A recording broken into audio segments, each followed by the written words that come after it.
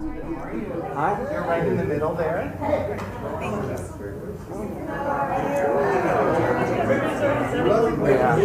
Thank you.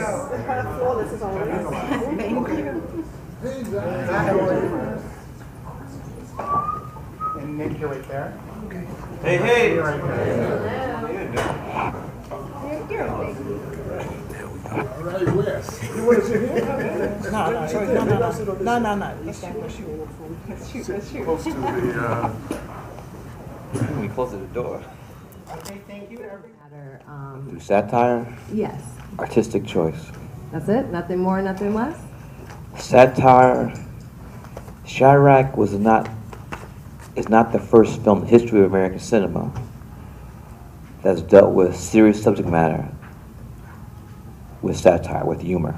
So Kevin Lamont and I felt that was the best approach. Well, I think everybody here at this table in this room has known about the epidemic is too soft a word, catastrophic is too soft a word for what's been happening with gun violence in America, not just in Chicago, but in all over the country. And so it wasn't news to me that this problem existed. And so when I got the call from Spike to do it, I thought about time. And I also thought that he was, of course, the perfect guy to do it because of the history of his films, the courage of his filmmaking. And so I was very happy to do it. And I knew that he wanted people who were really from Chicago, who loved the city, to be a part of it. And so Jennifer Hudson, myself, Harry Lennox, Tony Fitzpatrick. There's a lot of Chicagoans in the Steve Harris? Steve Harris. A lot of Chicagoans in the film. And, you know, as of this date in November, more than 2,200 people have been shot in Chicago. And between 400 and 500 people have been killed. So this is not an epidemic, this is a catastrophe. And so obviously Spike and a lot of artists feel that art is not just a mirror to hold up to society, but a hammer with which to shape it. And that's what the great Bertolt Brecht said. Uh-oh. And so Science. we have to believe that in our hearts in order to make films and to make films of conscience. So Spike called me up and he said, Johnny, the only reason to do this movie is to save lives. The only reason to make this movie is to save lives. And we could have ended the conversation there because I've known him for a long time and I know he doesn't bullshit. So I was in. Thank you. My inspiration came from the community, from the south side of Chicago. I was able to travel with the Peacemakers, introduced to me by Spike and Father Michael Flager, who there's community organizers who actually live that gang life, that when difficult times in the community arise, they send these guys in because they're the real deal. And these gentlemen actually, you know, from the moment I landed in Chicago, they was like, forget this hotel, you coming with us. And I was, you know, forever grateful for them because I got to understand the community in a real way from every aspect, from the family members and the loved ones who have been lost and the people responsible for it and finding every aspect. And ultimately, it comes from a place of pain when you think about it. These people are hurt. You know, our community is hurt. And, you know, I've heard the saying that hurt people hurt people.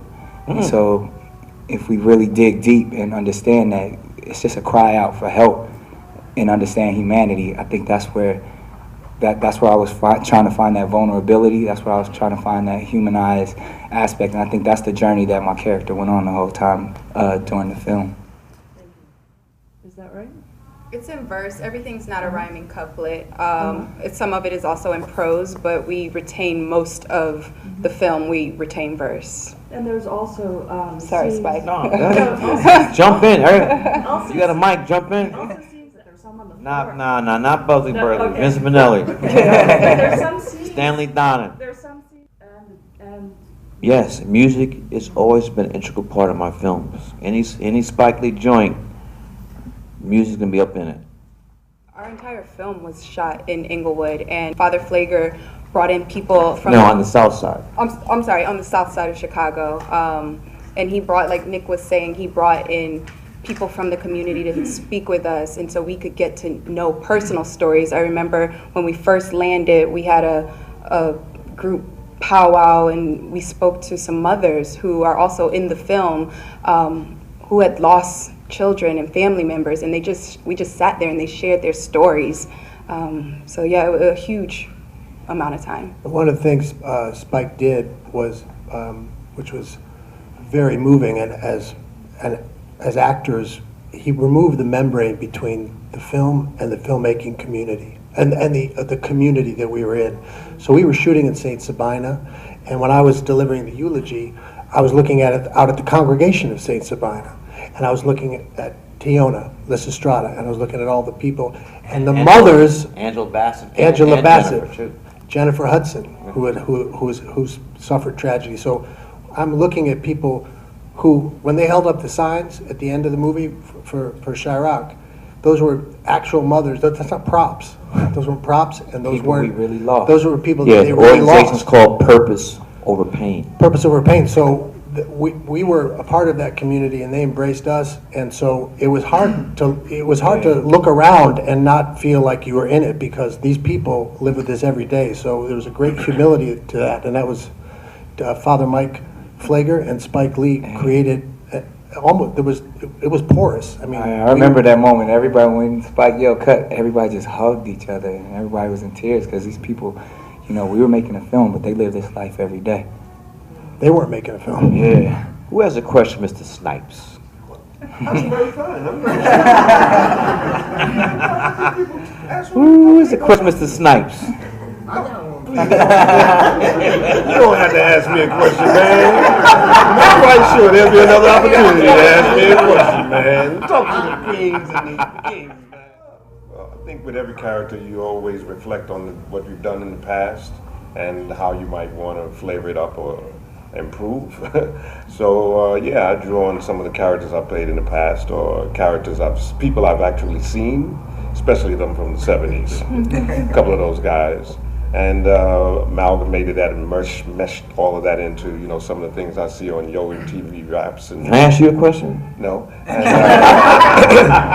the gentleman is talking. I thought he finished his question. So, yeah, that was it. To make it true. Please ask, please. Tiana. Tiana. That's all right. It's all right, Tiana. But You won't be the first in the bathroom saying Teyonah.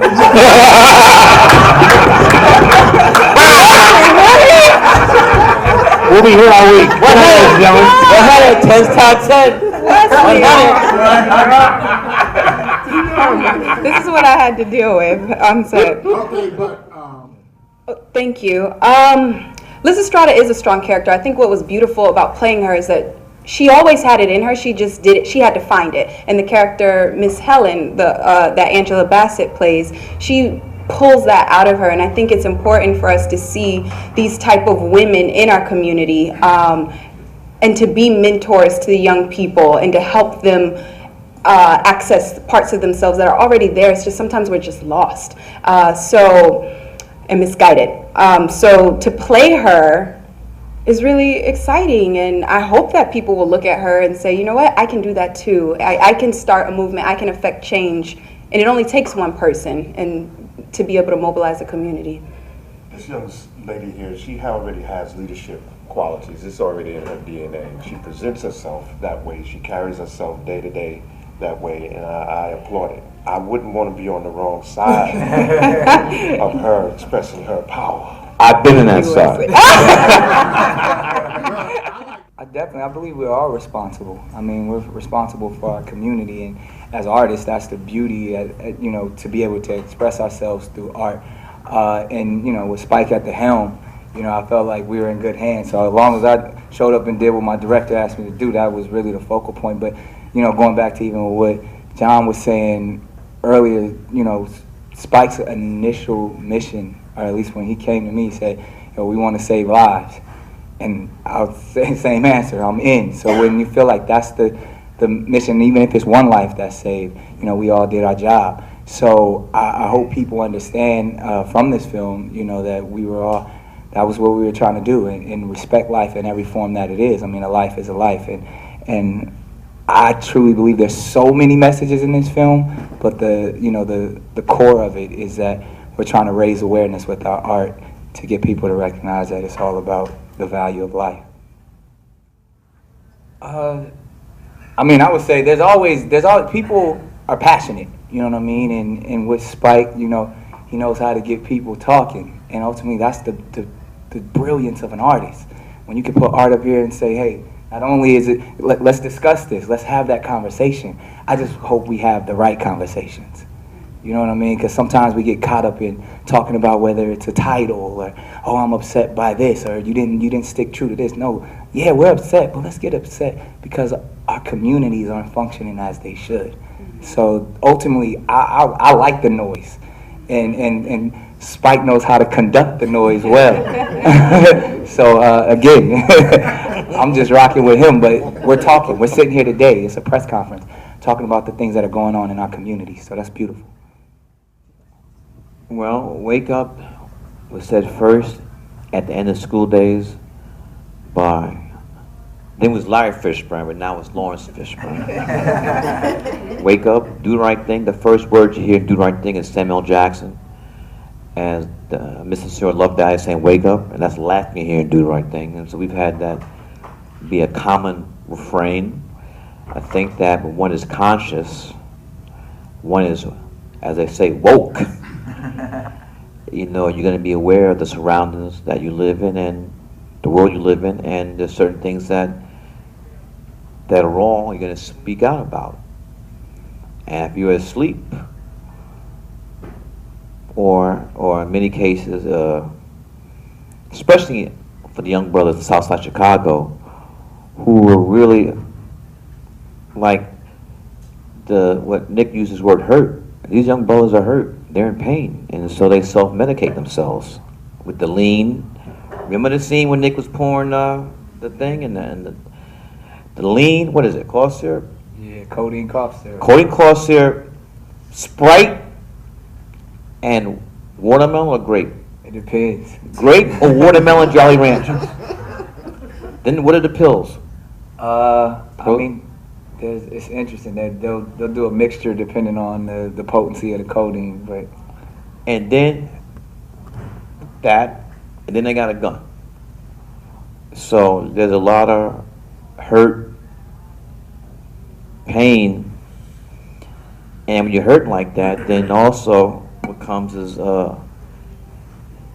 not really understanding the value of human life.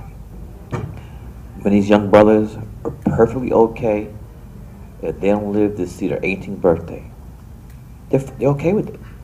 It's like a snap of a finger. That, you know, if I go like that, I'm gonna go. But I want to have as many bodies before I go. So then they'll speak about me. Yeah, he killed 10 motherfuckers. He's a bad motherfucker. So we gotta get around that. I mean, there's been, I'm active on social media. A lot of people said that we didn't have any real Chicago gangsters up in the film. We didn't have any savages. And they're using that word savage like that's something that one should attain to be. Badge of honor. A badge of honor. I'm a savage. I got bodies. I don't give a fuck. We have to turn, and I'm not blaming them. You know, they did not choose, can't choose your parents or the condition that you're brought up in. So there's a lot of discussion, a lot of healing has to happen, and you can't begin the process till people wake up. And when you're on lean, pills, and weed, you're gonna be, still be under medication. Well, all I can say is you have to look at things in a context that includes history, and the history didn't begin yesterday, and it didn't begin at 9/11. You know, when the United States were invaded Vietnam, they gave orders to kill anything that moves. That was cattle, livestock, women, and children. And so you can't talk about Paris unless you talk about the wars that have created the vacuums and created some of the monsters that we now have today. So, and then you also can't talk about Paris unless you talk about the fact that the outrage over Paris is warranted and it's meaningful. Of course, your heart should go out to every Parisian, but they should also go out to people of Lebanon. They should also go out to the refugees from the American wars. They should also go out to the 468 people who were killed in Chicago this year. So the victims of violence begets violence. And soldiers come back with PTSD. Well, the kids in Chicago are living with PTSD every day. I mean, if you grow up and you're thinking, what do you want to do when you grow up, and a young girl tells Father Flager or Spike Lee, you know, I'd just like to live. That is trauma that people are living with. So until we actually talk about violence and the use of violence from a state level, interpersonal level, until we talk about it seriously and talk about the root causes of it, we can make bumper stickers about Paris and about every other tragedy that happens all the time, but we're not going to get to the root cause of it. And I'm just speaking for myself now, not for the film, in case I get anybody in trouble. No, John, you're not. I mean, that's raw here. Everybody speak their heart, and I agree with you, John. You know, we have to come again to value life, and when a person gets killed, a person gets murdered, doesn't matter who they are, where they are, and this stuff is set up to make a lot of times people the boogeyman. So first it was the Nazis, then it was the Russians, you know, and now the Muslims are the new boogeyman, and we can't just condemn entire religion because of, you know, the actions, you know, of a few. But this thing is you know, is very tricky, and it's my condolences go out to the families who lost their loved ones or who are in hospitals now, injured. And you know the number is going to go up. I don't think everybody's hospitalized is going to, you know, live. So it's the world's going crazy, you know. And Pray for the world. say that again. Pray for the world. Yeah. Impact of hip hop on American cinema. I mean, personally, while they ponder on that, being a child of hip hop, being someone who, you know, idolized school days, was living New Jack City and all that type of stuff. Like, to me, the music and the time, it was, I believe that was the time where hip hop turned to more than just music. It was a culture. And I saw the culture through these films that these brothers were a part of. And it made me aspire to be a part of that culture and more than just music. Being someone who is a musician, yeah, you can, you know, a dude can, you know, bust a freestyle on the block and be all that. But then when you saw it actually turning into a true art form, that's what inspired me. And because I was also a fan of, you know, everything from Frank Sinatra to, you know, wonderful films that we all grew up loving, to see our hip-hop culture take those same elements and put them right in front of this generation today, which is my generation, to be able to live that is phenomenal. Some of it's good, some of it's not so good. I had a lot of reservations doing the Nino thing. I had some reservations doing this when you told me what character I would be playing, because I don't really like espousing the gangbanger and the gangster lifestyle. I know a lot of these cats does things, but that's not my groove. So and when you do it on film, it lasts forever. I think overall, if I could say the influence hip hop has had on cinema is that it's brought about a little bit more diversity. and it's also exposed the interrelationships of these cultures that seem to be apart, interacting with each other. I can remember in New York City when Def Jam was at its height, and Russell had a club. It was a bar down maybe in the Lower East Side.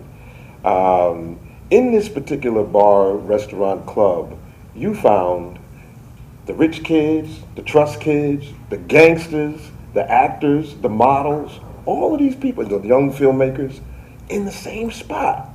Multicultural, all different stations of life, and definitely the paper was different amongst them. But everybody was hanging out the same because of the music, because of the vibe and the culture that they could all relate to. I think you see a little bit more of that now in the films, and definitely in music. It's very clear the influence. You can't have I heard what's his name, the guy that sings very soft, the Irish guy? Sam Smith. I heard Sam Smith, and I heard a Sam Smith song, and they had a a rap break in a Sam Smith song. No. It's all your fault. All your fault. There was no hip hop in school days. She's got to have it. I mean, There was no hip hop in school days. Morris Blackman didn't rap. you don't think they had flavor? Yeah, the hip That hop. one could say was hip hop-ish. Spike, you hip hop, man. You hip hop all day. You can't. Nah, I mean, I think the biggest example might be Do the Right Thing with Public Enemy's song "Fight the Power." I'll tell you. I went to Malcolm X College, and when I first met Spike, when he played that, and that felt like revolutionary cinema at the time. And that was a beautiful, beautiful, powerful thing. But the thing about the hip-hop, from my perspective, right, is that it gave you an outlet to be self-expressive. And it gave you a little bit of, confidence, It was something of Encourage. that we can, Right. embrace. It's like, yo, I'm gonna do this. Whatever you think. Bring your best, and I'm gonna show you my best. But we should break I think down. that's kind of what happens in the art form too. Because I know I've tried to improve because That's what should happen. That's what should happen. Should happen. I mean, we break down hip hop. Hip hop is not just rap. But that's what I'm saying. It's a culture. It's a culture. Yeah. Born in the boogie down Bronx, hip hop is rapping, MCing, breakdancing, and graffiti. Those are the pillars of hip hop. It's not just rapping. Born in the boogie down Bronx. Yeah.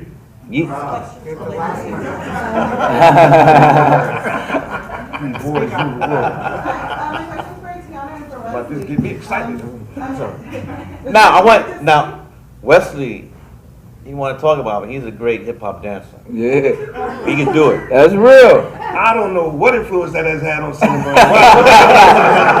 I just want to let the record state that my man, he might not be able to do it, but back in the day, way back, he could get down. He gets down. I can get down now, I just can't get up.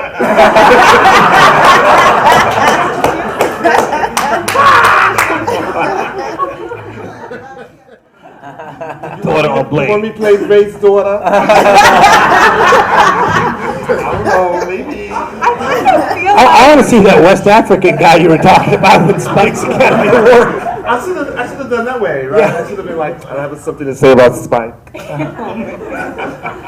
I think that in a way, Lysistrata is a superhero. True. She's a part of this community, and she has to find her own voice and her strength, and she does so from the women who have come before her. She watches the video of Lima Bowie, who was a huge part of ending the second civil war in Liberia, and she's empowered and inspired by that, and also by the Miss Helen character, who becomes a sort of a mentor, and she goes back into her community and she mobilizes it, and she is a superhero for this town and for this community at that moment. So to me, while we were filming it, it felt very superhero-like.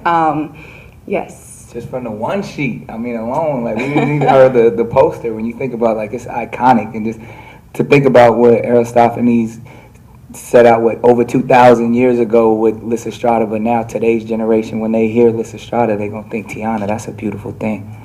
And I think, to end this, I guess we have to continue the rest of that. I think that is, how often do we sing a powerful, intelligent black woman, you know, in a film?